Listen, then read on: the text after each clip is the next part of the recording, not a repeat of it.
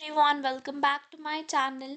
इस वीडियो के अंदर हम करेंगे पार्ट वन है ये for nomenclature. I am going to make two parts. These are going to be very very short videos और ना इनमें हम रिवीजन करेंगे ऑफ नॉमेनक्लेचर की। दो पार्ट्स के अंदर होगा। तो आप बेसिकली देखो, नॉमेनक्लेचर ना एक ऐसा चैप्टर है जिसमें प्रैक्टिस होती है। बहुत ही मतलब ऐसे इजी से सिंपल से रूल्स हैं और उनको अपने को बार समझ कर इनको लर्न कर कर रूल्स कर और उसके बाद क्वेश्चंस की प्रैक्टिस करनी है। इसके अंदर आपको सारे रूल्स तो क्यों ही बताऊंगी। ऑब्वियसली जो बेसिक रूल्स है वो तो आपको पता ही है, क्योंकि this is a revision video. जो रूल्स है इंपॉर्टेंट है, जो हम भूल जाते हैं, उन सबको हम रिवाइज करेंगे और बहुत ही शॉर्ट नोट्स होने वाले हैं ये।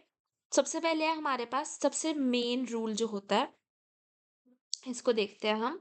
देखो, हमारा मेन जो चीज है ना वो है secondary prefix, primary prefix, word root, primary suffix, secondary suffix. इसके अलावा कुछ नहीं करना, हमें ये याद रखना है किसमें क्या क्या है। सेकेंडरी प्रीफिक्स के अंदर आता है कोई भी अगर सब्स्टिट्यूएंट अटैच्ड है या चेन में ब्रांचिंग हो रखी है। प्राइमरी प्रीफिक्स के अंदर आता है अगर क्लोज्ड चेन बनी हुई है तो हम वर्ड साइक्लो यूज करते हैं।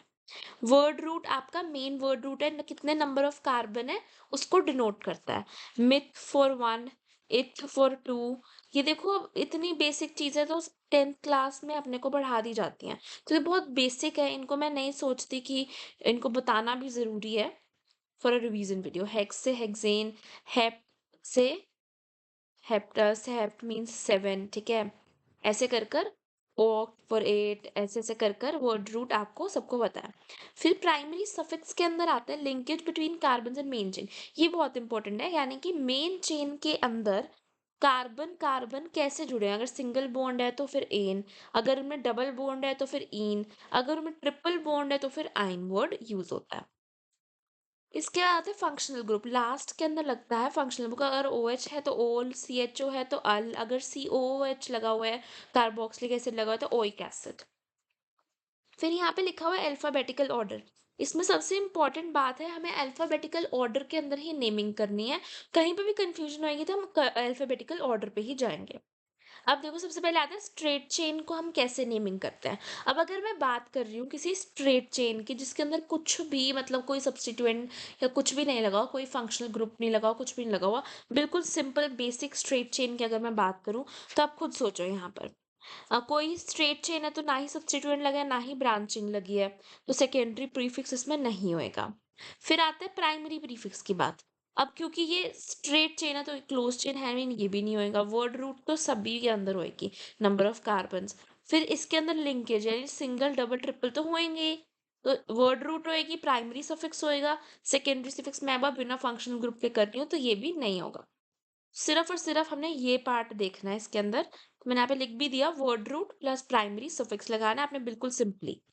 अच्छा, उसके यहाँ पे 3 रूल्स है जिनको आपको एक्स्ट्रा याद रखना है कि आपको जो नंबरिंग है उस जगह से स्टार्ट करनी है जहां पर डबल या फिर ट्रिपल बॉन्ड को छोटा नंबर मिले। देखो, इसके अंदर आपको रूल्स बताऊंगी इस वीडियो के अंदर। इसके पार्ट 2 में आपकी पूरा नॉमेनक्लेचर फिनिश हो जाएगा। यहाँ पे मैं स्ट्रेट चेन और ब्रांच चेन की बात करूंगी और नेक्स्ट वीडियो के अंदर मैं क्लोज चेन, फंक्शनल ग्रुप्स और सब्स्टिट्यूएंट्स की बात कर लेंगे और बिल्कुल इजीली आपका ये पूरा चैप्टर जो है वो फिनिश हो जाएगा। फिर उसके बाद I am going to make a video on बहुत सारे क्वेश्चंस की। उनसे मेन प्रैक्टिस होती है। क्वेश्चंस तो आप खुद भी कर सकते हो, प्रीवियस ईयर क्वेश्चंस करो और बहुत सारी चीजें, ठीक है। तो यहाँ पर हम देखते हैं, हमें नंबरिंग उस जगह से स्टार्ट करनी है जहाँ पर डबल या ट्रिपल बॉन्ड को छोटा नंबर मिले। For example, just for the clearance मैं आपको लिख देती हूँ यहाँ पे। जैसे कि मान लो हमारे पास ऐसा कुछ है, ये मान लो ऐसा कुछ है, तो हम इसको नंबरिंग हम कहाँ से स्टार्ट करेंगे। हम इस साइड से नंबरिंग स्टार्ट करेंगे, 1 2 3 4, ताकि जो हमारा ट्रिपल बॉन्ड डबल बॉन्ड है इनको हम छोटा नंबर दे पाए। इस साइड से स्टार्ट नहीं करेंगे तो फिर बड़ा नंबर आएगा, ठीक है। फिर आते हैं अल्फाबेटिकल ऑर्डर में ही नेम लिखना है। मान लो सेकंड डबल बॉन्ड भी है, ट्रिपल बॉन्ड भी है, तो हम पहले डबल बॉन्ड का लिखेंगे या पहले ट्रिपल बॉन्ड का लिखेंगे। तो सिंपल सी बात है, इन और आइन। ई पहले आते हैं नहीं, पहले डबल बॉन्ड का लिखेंगे और जब साथ में आते हैं ना ई नाइन, मतलब फिर नंबर 2 जो भी आ रहा है, ठीक है, तो यहाँ पे ई जो है ना, इसको हमें रिमूव करना होगा फिर, ठीक है। क्योंकि एक और रूल होता है कि हमारा, यहाँ पे मैं लिख देती हूँ, यहाँ पे एक और रूल होता है कि कभी भी ना जो वोवेल्स है वो साथ के अंदर नहीं आ सकते, वोवेल्स साथ में नहीं आ सकते। और जैसे हमारे इंग्लिश के अंदर तो वोवेल्स होते हैं ना, ए ई आई ओ यू, यहाँ पे हमारे वोवेल्स होते हैं ए ई आई ओ और वाई। ठीक है, यहाँ पे यू नहीं होता है, यहाँ पे वाई होता है। उसके बाद आता है हमारे पास सेकंड, अल्फाबेटिकल ऑर्डर में हमने नाम को लिखना है, क्योंकि पहले ई आता है और फिर वाई आता है, फिर ईन पहले आइन बाद में लिखना है। और यहाँ पे ई को हम रिमूव कर देंगे, ई ना वाई और ई नहीं आना चाहिए। फिर अगर टाई हो जाता है, मान लो ऐसा कुछ आ जाए कि पहले यहाँ पर डबल आ रहा है, अब इस केस में हम किसको पहले नंबरिंग दें, पहले डबल को या पहले ट्रिपल को? तो इस केस के अंदर हम देखेंगे अल्फाबेटिकल ऑर्डर, जहाँ पे कंफ्यूजन वहाँ पे अल्फाबेटिकल ऑर्डर को हम देखेंगे। अब आप देखो कि यहाँ पर हम देखें तो इन जो है उसको हम प्रेफरेंस देंगे, क्योंकि ई पहले आता है, तो हम यहाँ से नंबरिंग स्टार्ट करेंगे। ठीक है, तो यहाँ पे लिखा हुआ है अगर टाई हो जाए डबल और ट्रिपल बॉन्ड में, तो अल्फाबेटिकली इन जो है वो पहले आएगा आइन से, तो इन की साइड से नंबरिंग देंगे हम। तो मतलब इन जो है यानी डबल बॉन्ड की प्रायोरिटी आ जाती है आइन से। ये आपको पता है, अभी वोवेल साथ में नहीं आ सकता, हमें रिमूव कर देते हैं पीछे वाला। नेक्स्ट आता है हमारे पास ब्रांच चेन के अंदर हम कैसे करते हैं। अब अगर आप खुद सोचो ब्रांच चेन है, तो ना ही देखो सेकेंडरी, यहाँ पे देखो क्या आ जाएगा, सेकेंडरी प्रीफिक्स आएगा क्योंकि ब्रांचिंग है। क्लोज चेन की हम बात नहीं कर रहे हैं, वर्ड रूट आएगा, सफिक्स आएगा, ये भी नहीं आएगा क्योंकि अभी हम फंक्शनल ग्रुप की बात भी नहीं कर रहे हैं। तो यहाँ पे लिखा भी हुआ है सेकेंडरी प्रीफिक्स आएगा, वर्ड रूट आएगा और प्राइमरी सफिक्स आएगा। प्राइमरी सफिक्स में एनी9, यहाँ पे number of carbon in main chain, उसके यहाँ पे ब्रांचिंग आएगी। ठीक है, फिर यहाँ पे 3 रूल्स हैं जो आपको याद रखने हैं, बहुत ध्यान से देखो। डबल या ट्रिपल बॉन्ड मेन चेन का हिस्सा होने चाहिए। अगर आपके पास मान लो कुछ इस तरीके से है, लेट्स से,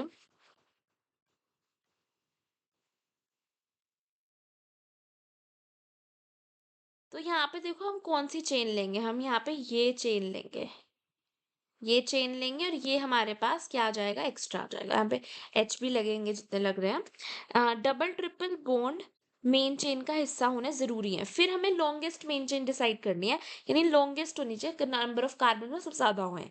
पर मान लो ऐसा होए कि डबल ट्रिपल बॉन्ड तो आपके आ रहे हैं पहले, मान लो एक चेन के अंदर, दूसरी चेन पर ज्यादा लंबी बन रही है, तो हम क्या करेंगे, तो हम हमेशा डबल ट्रिपल बॉन्ड, चाहे हमारी चेन छोटी बन जाए कोई बात नहीं, पर डबल ट्रिपल बॉन्ड को हमें अपनी चेन में लेने की पूरी कोशिश करनी है।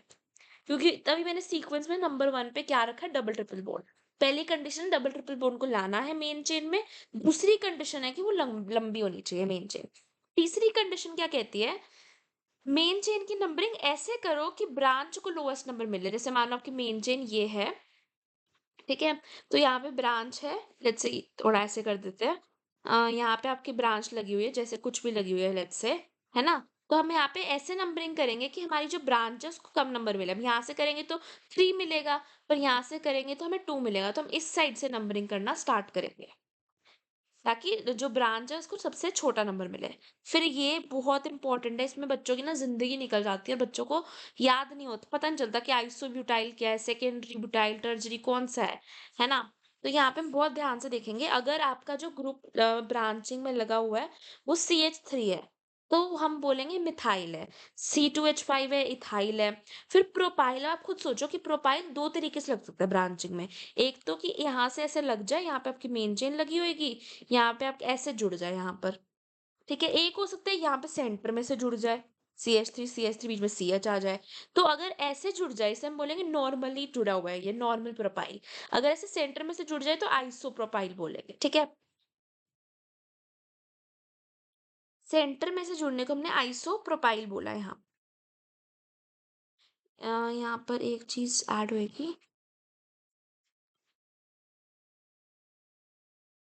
ठीक है।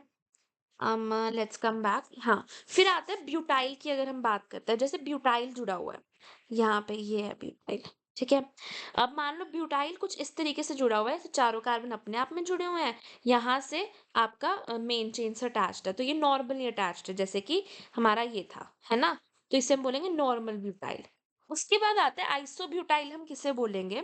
जब हमारा कुछ इस तरीके से अटैच्ड हो कि CH2, CH, CH3 और यहाँ से आपका CH3 और अटैच्ड हो, यानी आपके 3 हो और यहाँ पे एक और यहाँ से आपका जुड़ा हो, फिर हम आइसोब्यूटाइल बोलेंगे।